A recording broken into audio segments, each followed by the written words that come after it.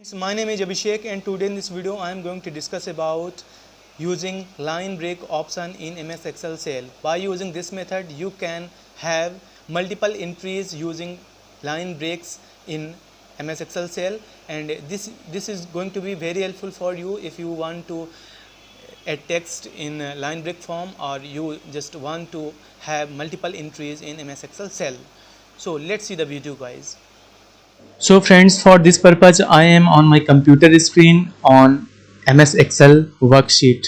So friends, you can just see here, you can see multiple cells. These are cells, and friends, if you merge these cells, if you select multiple cells and merge cells, this means this is huge cell, but this is particular one cell right now. Means merging of cells means conversion of those cells to one cell only. So like you can see here, I have written some texts. But friends, if you want to do multiple entries within a cell using line break, like you are clicking or you are typing here 4, and if you click enter here, then you can see the tab is moved beneath the 4.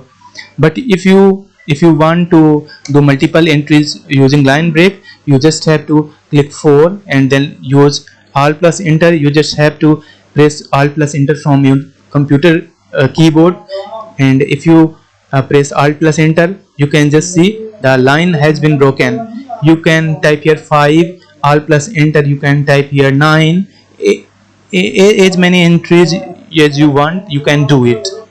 And if you want to just type anything and type like this, then you can just use here, like this is a big or huge cell, a merge cell, so you can here type digital. And if you want line break, you just have to press alt plus enter and type here Abhishek Kumar, and now you can see the digital is here and Abhishek Kumar is just beneath the digital using line break. And if you want digital or these texts to go up, you just have to manage from here. You can give it top location or mid location or bottom location.